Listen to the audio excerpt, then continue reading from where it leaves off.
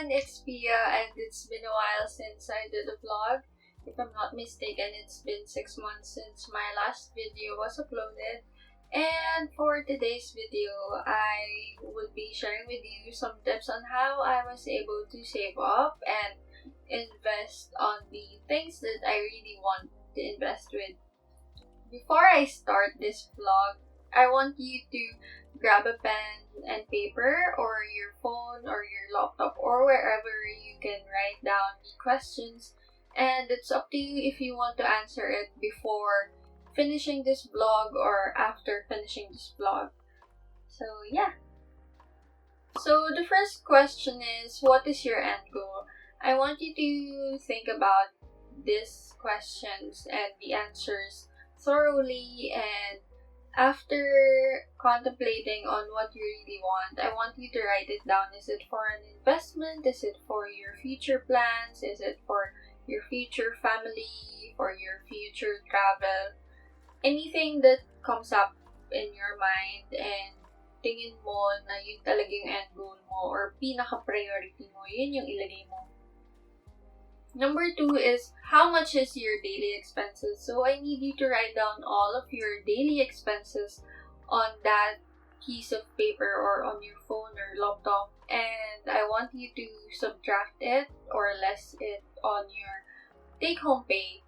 And after that, I need you to think about the amount na matitira sa'yo, kasi dun papasok yung number 3 na question. How much are you willing to sacrifice? So when you say how much are you willing to sacrifice, it doesn't necessarily mean na kailangan lahat yun or half yun mapunta for your savings. No, it's up to you kung magkano, as long as kaya mong mag-commit na every month yun yung maiilagay mo for your savings. What is your target? Is it every quarter or is it every end of the year? So you need to define your goals with that. Kung ano ba yung gusto mo. Mas madali ba for you na ma-monitor yung savings mo kung magsiset ka ng goal per quarter or per year para masunod mo kung ano yung dapat na amount of savings na meron ka by the end of this year. Number 5 is, where would you put all of the savings? Would you put it on bank, on an insurance, or on crypto, Bitcoin, or on stocks? But I would not suggest for you guys to put it on bank unless you would be investing on real estate or insurance, kasi kung gano'n, at least may pang backup ka na, pang buffer mo. Pero kung hindi naman and may ibang option na pwedeng mas lumaki yung pera mo, try not to put it on bank kasi banks would not help your money grow. So after answering these questions, let's jump now to the tips. So, the tips are some things na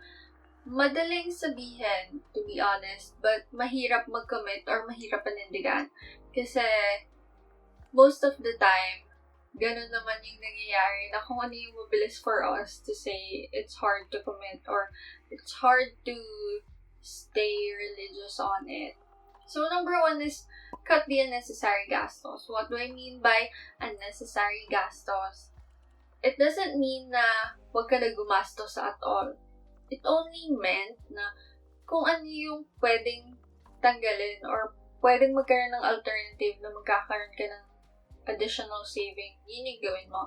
Let's say you're going to office, you're commuting daily, so hindi mo pwedeng bukasan yung commuting expense mo or travel expense mo. Pero, pag nasa office ka ba, are you eating packed lunch or are you eating fast food?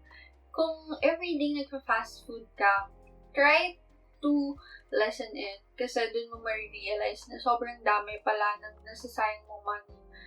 I know not everyone can do their packed lunch, pero as much as possible, it's much better kasi syempre, if gusto mong magkaroon ng malaking savings by the end of that day or that month, kailangan mo mag-cut off ng ibang expenses na pwede mo namang palitan. Number 2 is related with number 1. So, remove the mindset na, deserve ko naman to, pinaghirapan ko to. Yes, that's True, pinaghirapan natin yun. Pinaghirapan mo yung pera na pinambili mo. Pero, if you would think of it, yung araw ba na nag-spend ka for that is ilang araw mo siya nagastos for something na hindi mo naman talaga kailangan.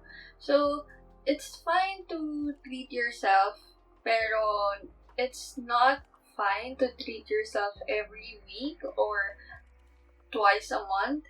Set a boundary na dapat in a month, once mo lang ititreat yung sarili mo, let's say every 15th or every 30th, mamili ka lang dun sa dalawang yun kung alin yung araw na ititreat mo yung self mo. And dapat meron ka lang certain amount of money na yun lang yung kailangan mong magastos. Hindi ka na dapat mag-exceed beyond that. Number 3 is find other resources to earn. Kasi it's hard to save if you only have one income. Kasi sobrang masa-stuck ka sa ginong amount. Hindi na magkakaroon ng progress or magiging mabagal yung progress ng savings mo. Unlike if you have other options na, let's say you want a passive income and nagkaroon ka ng passive income. So, kahit hindi ka nagtatrabaho, mayroong dadagdag sa savings mo. So, dapat maghanap ka din ng gano'n, be it a part-time job or kung hirap kang maghanap ng part-time job dahil sa work hours mo, try to think of other ways that would make you earn more money. Number 4 is do your research. Do your homework, especially if you want to invest on the things na sobrang laki ng i-risk mo pera. Let's say on the insurance or in the property, in the car. Kasi kailangan lahat yun, alam mo kung ano yung pasikot-sikot.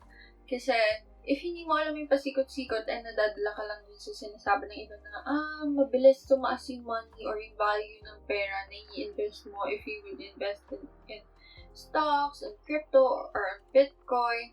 Pero nung nandun ka na, naglabas ka ng pera, dun mo na-realize na, this is not for me pala. So, it's better na come prepared, at least alam mo kung ano yung mga kailangan or saan ka mas mag-fit, saan mo mas feel na mag-invest, or saan mas mamimit nung investment na yun, yung end goal mo. Number 5 is be a risk taker and be aggressive. Why be a risk taker and be aggressive? So, being aggressive is not in a greedy way. It's more of like having that drive with you na, no, I need to be able to achieve this goal by this end of year or by this time. And being a risk taker would actually help you. Kasi if you're comfortable na less risk is equals to less return, sobrang masasayang lang yung oras mo. Kasi parang, alam mo yun, nagsisave up ka lang for something small. Unlike if you really have that drive na, hindi, gusto ko ganito yung maging return sa akin. Mas magiging eager ka na mag-risk. And, syempre, the higher the risk, the higher the return. So, you always have to think about that kung mag-i-invest ka.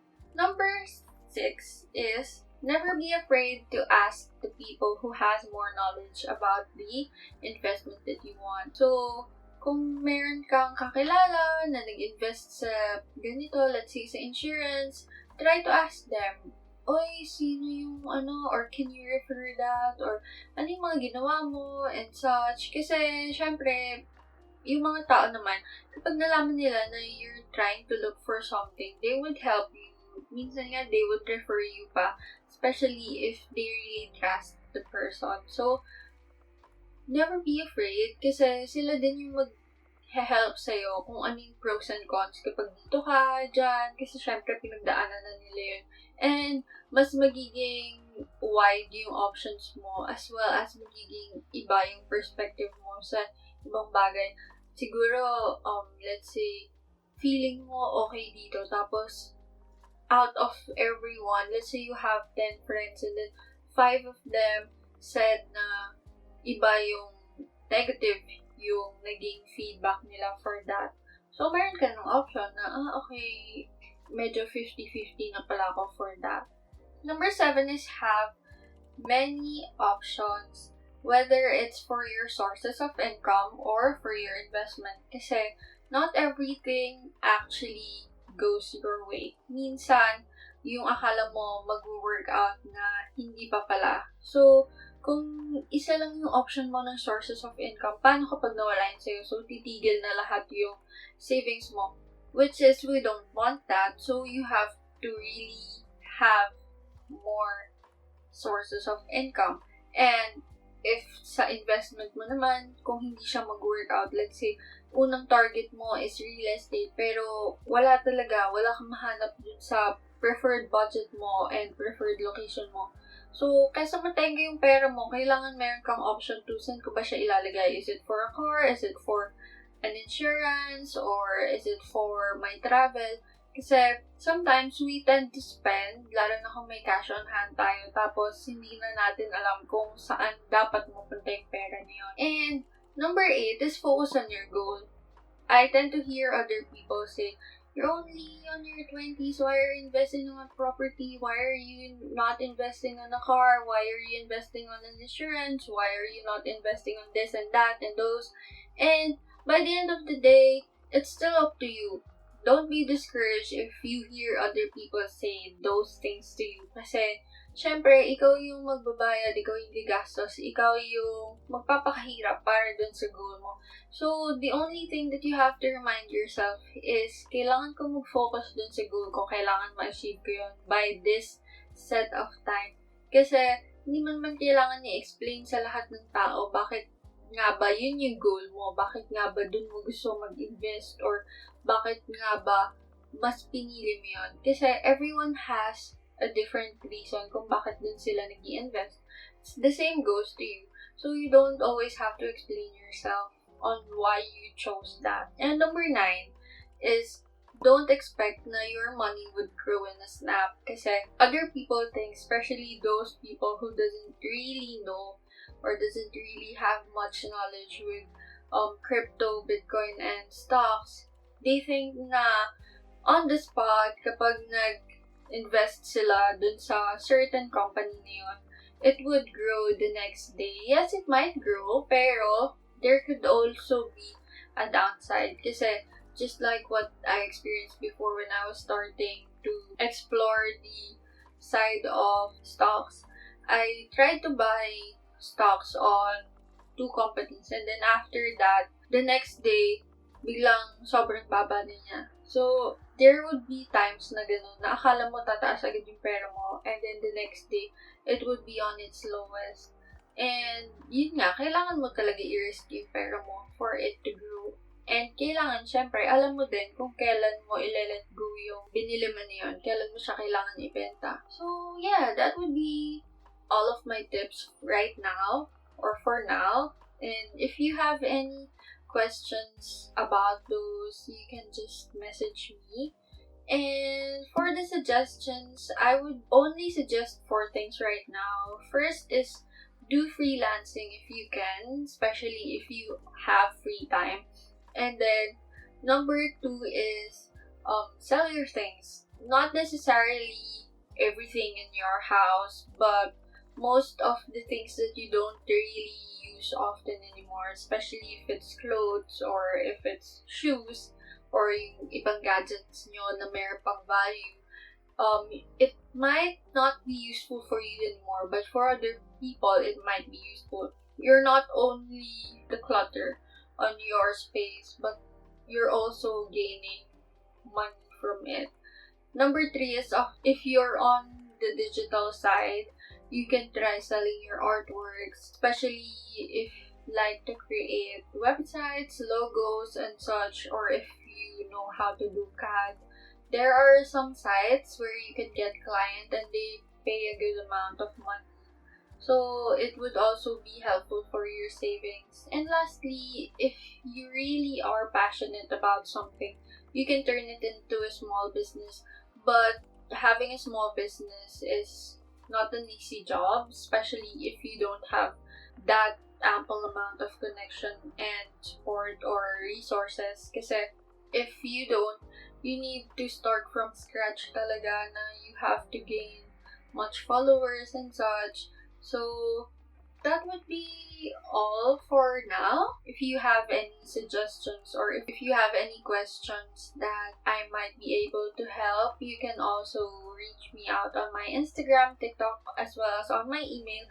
And if you want to ask some people on different fields that might be helpful for you, I am willing to put their contacts on the description box below, and you can just ask them what you want to know, especially if you want to invest on insurance and real estate.